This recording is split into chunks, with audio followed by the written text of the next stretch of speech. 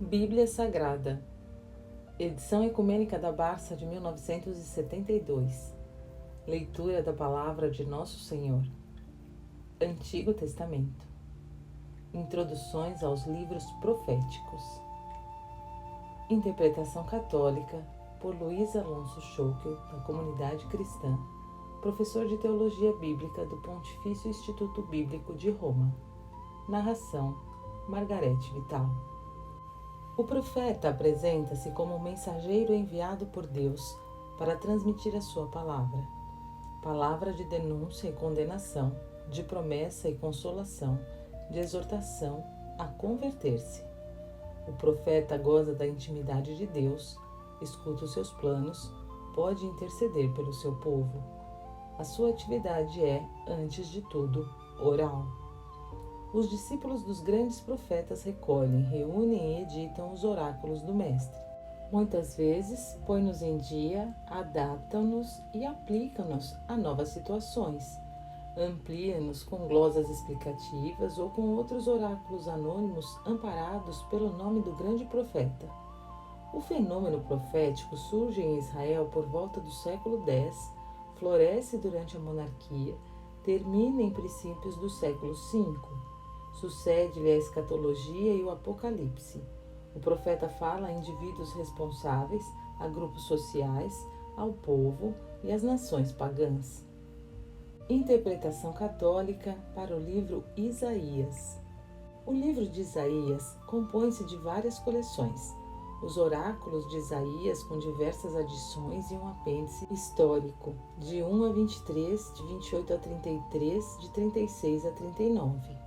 A escatologia, talvez a peça mais tardia do livro, de 24 a 27, a mensagem aos desterrados da Babilônia, de 34 a 35, 40 a 55.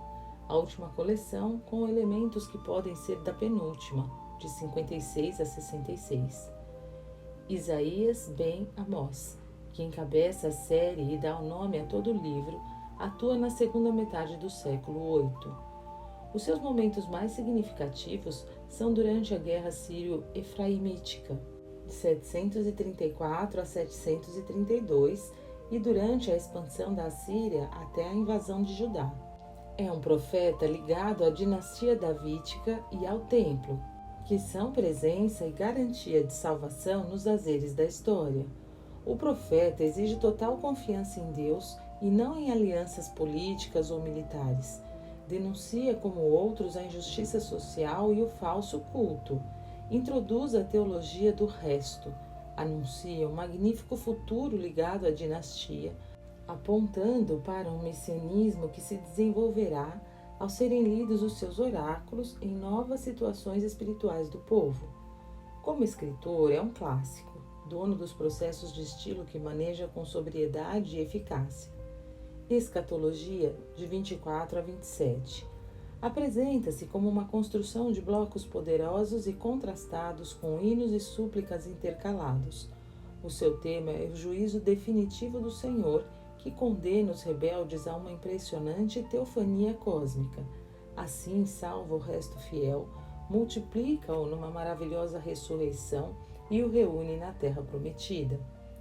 Podemos chamar Isaías 2 o magnífico poeta anônimo que proclama a sua mensagem de esperança, capítulos de 40 a 55, na Babilônia, cerca do ano 540, quando no horizonte histórico acende o astro de Ciro.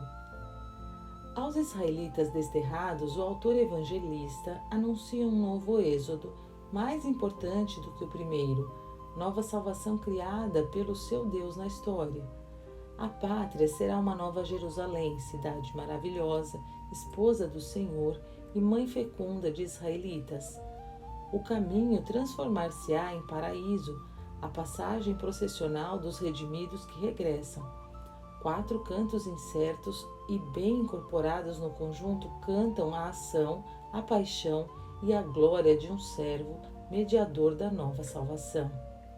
Isaías, de 55 a 66, é uma coleção posterior em que convém distinguir uma série de oráculos referidos a uma situação presente de sofrimento e pecado e outro grupo orientado para um futuro definitivo. Interpretação católica para o livro Jeremias. Tocou a Jeremias anunciar e viver a maior tragédia do seu povo. A sua vocação parece ser o fracasso. Fracassam as suas repetidas chamadas à conversão. Fracassa a sua ordem de redição para evitar males maiores. Fracassa a sua ordem de permanecer na Palestina para recomeçar na esperança. Fracassa a sua pregação aos evadidos no Egito. Fracassa a sua intercessão pelo povo. E só parece triunfar a sua predição que se cumpre e esse ato desatinado de comprar um terreno nas vésperas da catástrofe, capítulo 32. Mas triunfa a sua vida trágica, transformada em palavra para a posteridade.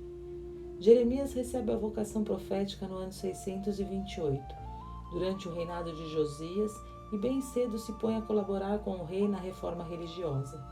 A sua primeira atividade é uma ardente pregação aos judeus e uma mensagem de esperança para os israelitas, a qual mais tarde se adaptará à nova situação de Judá.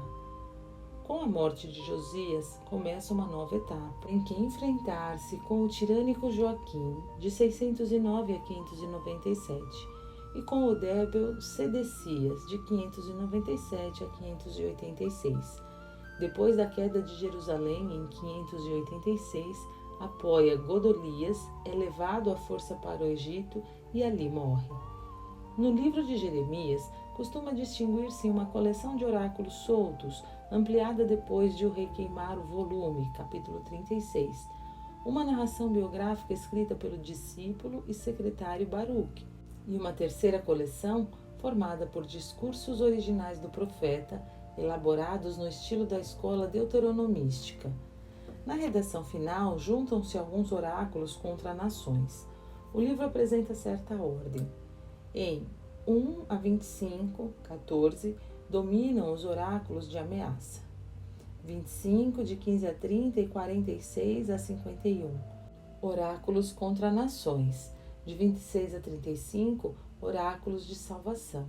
De 36 a 45, as narrações de Baruque.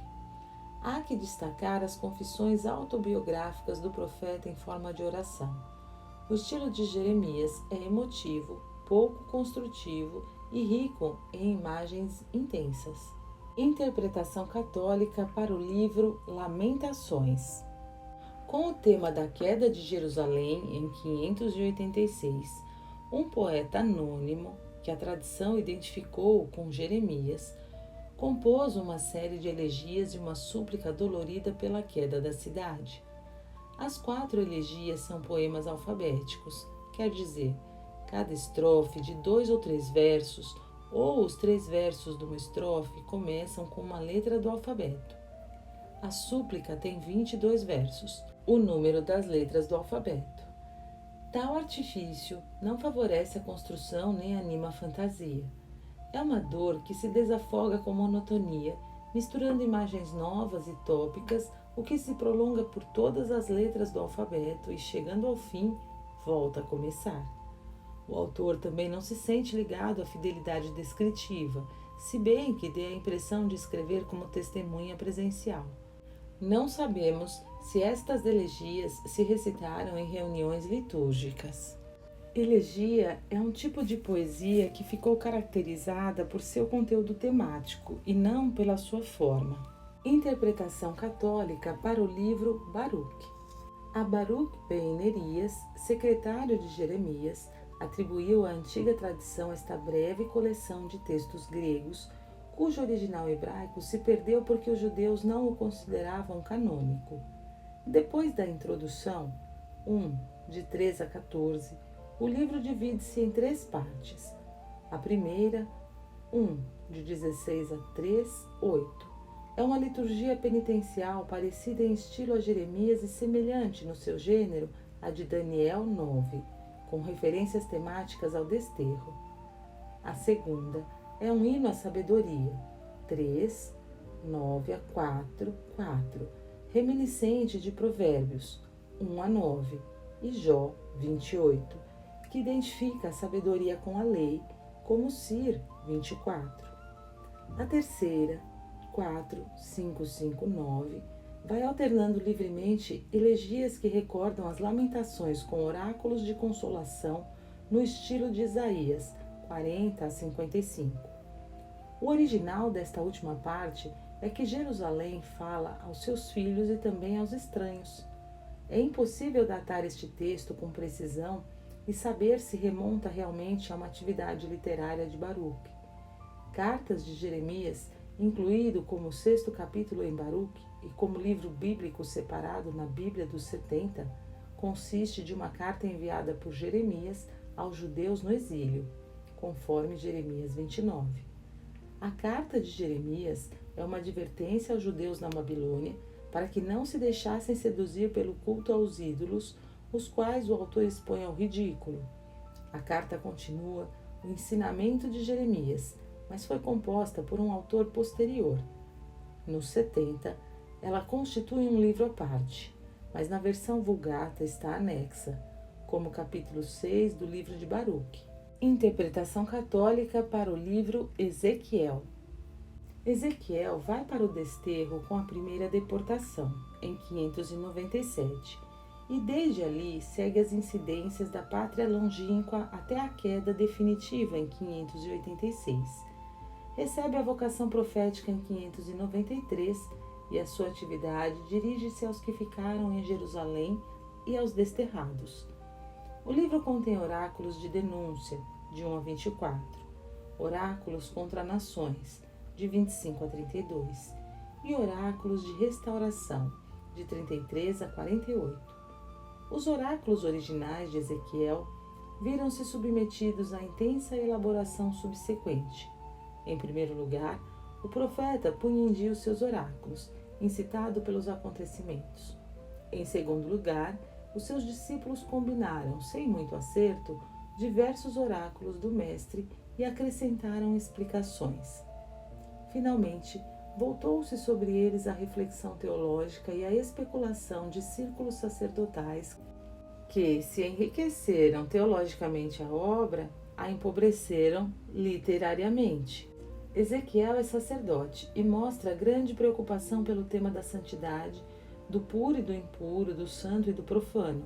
No castigo e no perdão domina o nome, a pessoa do Senhor, que todos hão de reconhecer. O seu estilo é violento, as suas imagens são bastante intelectuais, desenvolve-se muitas vezes com correspondências alegóricas e com insistência retórica. Interpretação católica para o livro Daniel. O livro de Daniel é um escrito apocalíptico com os caracteres típicos do gênero.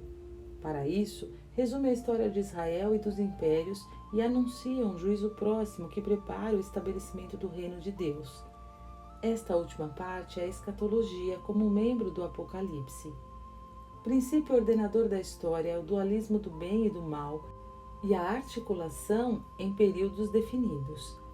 Num tempo em que se acabou a profecia, o autor utiliza a pseudonímia, finge-se um profeta do passado, inclusive com toques ambientais exatos, e assim transforma a história em profecia. Recebe visões e explicações de anjos, o que é herança profética e ficção. A visão da história emprega como procedimento capital a alegoria, não o símbolo, intensamente intelectual e, salvo alguns casos, com pouquíssima fantasia poética. O anúncio do futuro próximo é menos articulado e mais autenticamente imaginativo. O livro de Daniel toma uma figura lendária, sapiencial, e coloca-a na corte da Pérsia. Traduz as etapas da história em membros de uma estátua, capta o momento dramático de relevo dos impérios, aludindo, com toda probabilidade, ao perseguidor Antíoco Epifanes, de 175 a 163. Anima seus compatriotas a manterem-se fiéis ao seu Deus, a suportarem as provas confiando em Deus, como na história dos 3 jovens na fornalha, a encararem a morte com a esperança da ressurreição. O texto grego do livro contém 3 histórias do mesmo protagonista: a de Susana, edificante, irônica, um pouco ingênua, a dos sacerdotes de Bel e a do dragão, que são 2 episódios grotescos contra os ídolos. Interpretação católica para o livro Oséias. Exerceu sua atividade no Reino do Norte durante os reinados de Jeroboão II, de 782 a 753, tempo de paz e de prosperidade, tempo de injustiça social e sincretismo religioso. Oséias denuncia ambos os pecados e, a partir deles, remonta aos pecados originais, quer dizer, cometidos na origem do povo, da monarquia, do culto samaritano, do próprio patriarca Jacó, em 9 de 10 a 14, 10. Oséias é, sobretudo, o cantor do amor de Deus em símbolo conjugal, capítulo 2, e paternal, capítulo 11. O primeiro é um dos poemas mais profundos e vigorosos da literatura bíblica e nos faz pensar numa experiência matrimonial vivida realmente pelo poeta. A reconciliação, a nova aliança, será duradoura e abarcará também o ritmo benéfico da natureza. No segundo poema, Deus atraiçoou seus sentimentos num audaz monólogo em voz alta. Além dos grandes poemas, recorda-se uma série de fórmulas, pelo seu valor proverbial ou pela sua leitura litúrgica em contexto cristão, conforme 6, 2, 6, 8, 7, 10, 8, 13, 14. Oséias escreve em dialeto setentrional. O seu texto está mal conservado e, além disso, não temos antecedentes escritos, pois é o primeiro profeta escritor. Os seus oráculos, especialmente nos capítulos de 4 a 8, estão justapostos, sem sinais suficientes de divisão e ordenação. Por estas razões, o livro de Oséias resulta ser de difícil tradução e leitura. O seu estilo é, com frequência, cortado, sentencioso, sente predileção por imagens de vegetação, de fecundidade e de fainas agrícolas. Interpretação católica para o livro Joel. O livro do profeta Joel divide-se nitidamente em duas partes, de 1 a 2 e de 3 a 4. A primeira é uma liturgia penitencial claramente construída. Descreve-se a praga dos gafanhotos, 1, de 4 a 12. O convite à penitência e a súplica ao Senhor, 1, de 13 a 20. Uma nova descrição da praga, 2, de 1 a 11. Convite à penitência, 2, de 12 a 18. O oráculo de perdão e promessa, 2, de 19 a 27. A situação social, a catástrofe agrícola, a função litúrgica e várias referências literárias asseguram a unidade da peça. A primeira descrição é pormenorizada, plástica e dinâmica. Na súplica, ouve-se um acorde de gemidos da terra, dos homens e dos animais. A segunda descrição transforma a invasão de gafanhotos na imagem vigorosa, rítmica e avassaladora de uma invasão militar, e esta imagem bélica exalta-se à categoria teológica Dia do Senhor. A segunda parte é uma escatologia ou apresentação em blocos justapostos e contrapostos dos diversos momentos do Dia do Senhor. Num juízo definitivo que assume figura de batalha, de ceifa gigantesca, de um pisar no lagar, desatam-se os fenômenos cósmicos da teofania e o Senhor salva o seu povo, outorgando-lhe a prosperidade em Jerusalém e uma difusão interna do Espírito. Conforme Pedro, em Atos dos Apóstolos 2, de 16 a 21, aplica esta profecia ao dia de Pentecostes. Pela sua colocação entre Oséias e Amós, a tradição antiga considerou Joel um profeta da primeira época. Pela linguagem e concepção escatológica, pela falta de um rei e pela menção dos gregos, é mais provável uma data pós-exílica. Interpretação católica para o livro Amós. É quase contemporâneo de Oséias na sua atuação. Ganadeiro e granjeiro, ao que parece de profissão, não era profeta de nascimento, nem pertenceu a corporações proféticas, mas recebeu o chamado do Senhor para profetizar em Israel, se bem que fosse natural de Judá. No exercício da sua atividade, conheceu a incrível intimidade do profeta com Deus, conforme 3, de 3 a 8, e também a oposição do rei a seus sacerdotes oficiais, em 7, de 10 a 14. Denuncia o luxo, a falsa confiança humana, o culto formalista e derruba as falsas ilusões postas no dia do Senhor. 5, 18 a 20. Amós e os seus editores demonstraram um grande sentido construtivo, criando séries maiores ou menores, marcadas por anáforas e estrebilhos. A série inicial por 3 pecados, com 8 membros e disposição climática. 1, 3, 2, 16. O triplo Ai, 5, 7, 18. 6, 1. A série menor com estribilho, mas vós não voltastes para mim, e chegam dias. 8, 3, 9, 11, 13, que se prolonga na promessa de restauração acrescentada. Também se pode contar as 7 perguntas sapienciais de 3 a 6. Finalmente, há que assinalar os 3 hinos ou fragmentos de hino inseridos com duvidosa oportunidade. Interpretação católica para o livro Abdias. O fundo desta profecia é a rivalidade entre Edom e Judá, a qual, segundo a tradição, remonta aos patriarcas irmãos Jacó e Esaú. A ocasião próxima é a atuação de Edom quando da ruína de Jerusalém, em 586, juntou-se ao invasor e aproveitou-se do momento. No final, a profecia abre-se a um panorama universal do Dia do Senhor e desemboca em promessas de restauração. Interpretação católica para o livro Jonas. Entre uma série de livros proféticos, lê-se esta obra-prima da narrativa hebraica, cujo protagonista se chama Jonas. A narração ataca o exclusivismo soberbo com as armas de uma ironia que começa sutilmente, se vai transformando em sátira e acaba em sarcasmo escalafriante. O livro conclui com uma grande pergunta, com um desafio lançado a todo leitor. O profeta da narração é um antiprofeta que faz exatamente o contrário daquilo que deveria fazer.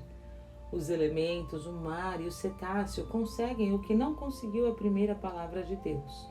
O povo, que é símbolo de crueldade e imperialismo, converte-se e recebe a misericórdia de Deus. Finalmente, Deus dá ao seu profeta uma lição com a fábula viva da era, do verme e do bochorno. Não conhecemos o autor do livro. A data mais provável da sua composição é depois do desterro. A magnífica figura literária de Jonas ergue-se de novo na pregação de Cristo, conforme Mateus 12, 39 a 41, Marcos 8, 12, Lucas 11, 29 e 32, e é tema favorito da iconografia cristã do batismo. Bochorno significa uma atmosfera abafadiça, um ar quente. Interpretação católica para o livro Miqueias. É contemporâneo de Isaías e parece ter recebido a sua influência quando, desde a sua aldeia natal, Moraste se trasladou à corte. Atua durante o último terço do século VIII. Conhece a queda de Samaria, a invasão de Judá, a libertação de Jerusalém. Apresenta-se como profeta encarregado de denunciar. 3:8. Com breves frases cortantes ou com desenvolvimentos brutais, ataca duramente as classes altas, chefes e profetas, juízes e sacerdotes. Os seus pecados são a opressão, a codícia, as perversões sexuais, o suborno, a violência e a adulação. O livro de Miqueias divide-se facilmente em 4 partes. Primeira, 1, de 2 a 3, 11, série de ameaças, com uma promessa incerta, em 2, de 12, 13. Segunda, de 4 a 5, escatologia que descreve a restauração de um resto do povo em Sião. Aqui lê-se a profecia sobre Belém. Terceira, 6, de 1 a 7, 6. Requisitória profética prolongada em forma de lamentação.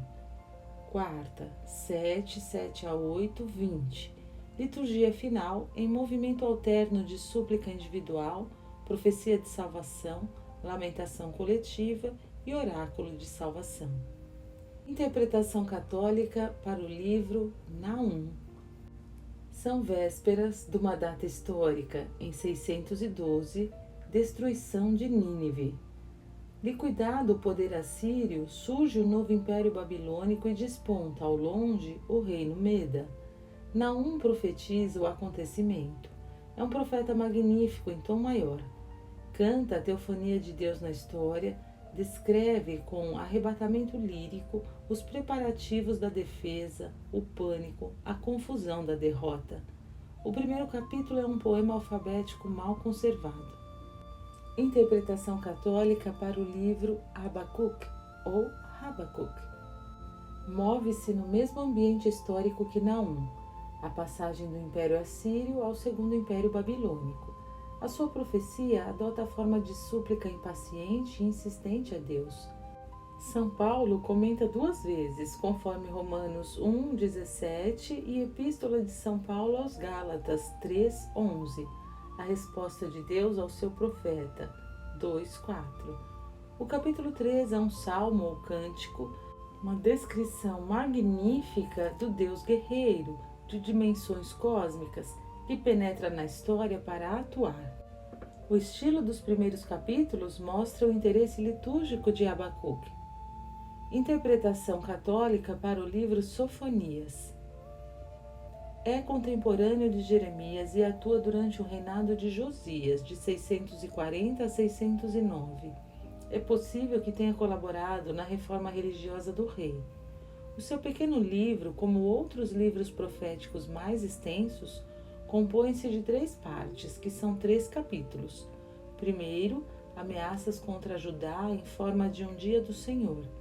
Segundo, ameaças contra outras nações, Filistia, Moabe, Amon, Etiópia e Assíria, um juízo penitencial que prepara a grande restauração e conclui com uma exortação à alegria. Sofonias fez-se famoso sobretudo porque um verso seu serviu de começo a um magnífico e sombrio poema medieval, Dies Irae, Dies Illa, que significa o dia da ira. O estilo de Sofonias é menos pessoal, a sua especialidade são as repetições anafóricas. Interpretação católica para o livro Ageu. No regresso do desterro em 538, atuam os profetas Ageu e Zacarias. De Ageu conservamos 4 oráculos pronunciados no espaço de 4 meses, todos referidos ao novo templo, no 2º ano de Dario I, de 522 a 486. Deus volta a estar no meio do seu povo, primeiro na palavra profética, que continua a grande tradição, depois no seu templo reconstruído, finalmente na sua bênção que dá fecundidade. Ageu supera o horizonte histórico e, mirando um horizonte entrevisto, anuncia uma glória maior para o 2º templo. A tradição latina leu nestes versos uma profecia messiânica. Interpretação católica para o livro Zacarias. O livro de Zacarias deve dividir-se em 2 partes, de 1 a 8 e de 9 a 14. A primeira é, em geral, obra de um profeta de família sacerdotal, o qual atua entre 520 e 518. O seu tema imediato é a reconstrução do templo e do governo no regresso do desterro. Por cima desse horizonte imediato, a profecia mira para um futuro messiânico. Depois de uma introdução parenética, de 1 a 6, vêm as 8 visões, interrompidas por breves inserções. O tema dominante é o do castigo do inimigo e da salvação do povo. É natural a adição, 2, de 10 a 17, que faz lembrar Isaías 52 e Jeremias 50. De 7 a 9, lemos uma consulta litúrgica, uma exortação e um oráculo sobre o novo sentido de uma festa. Esta parte termina com uma visão universalista escatológica. A segunda parte muda de tema e de estilo. Divide-se de novo por um título repetido em 9 a 11 e 12 a 14, 2 partes que têm muitos motivos literários comuns. Em 9 a 11, um povo desgarrado pelos seus pastores volta à pátria, unem-se os dois reinos e os pastores infiéis são eliminados. Em 12 a 14, lemos uma série anafórica com 16 começos, naquele dia. Jerusalém é o centro onde tudo fica consagrado pela presença do templo. O Senhor é o Rei. Anafórica significa repetição para dar ênfase. Interpretação católica para o livro Malaquias. O nome de Malaquias provém de converter em autor destas profecias a esse meu anjo, de 3:1. O livro tem uma forma peculiar de controvérsias dialogadas.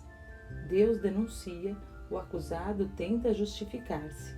Deus replica ameaçando e convidando à conversão. Os temas são eleição de Israel e castigo de Edom, abuso dos sacerdotes no culto, divórcios injustos, injustiças sociais, protestos contra a retribuição divina. O último dos profetas anuncia o envio de um mensageiro, um novo Elias que prepare a vinda do dia do Senhor, conforme Mateus 1:17, Lucas 17:11. Pelos temas, se deveria colocar este livro um pouco antes da reforma de Esdras e Neemias, em meados do século V. E essa foi a leitura das introduções aos livros proféticos na interpretação católica. São 18 livros que vão de Isaías até Malaquias. Aqui é a Margarete Vital. Eu agradeço a sua companhia e que você possa partilhar com todas as pessoas que você conhece. Muito obrigada e até o próximo áudio com a leitura das introduções aos livros proféticos na interpretação ortodoxa.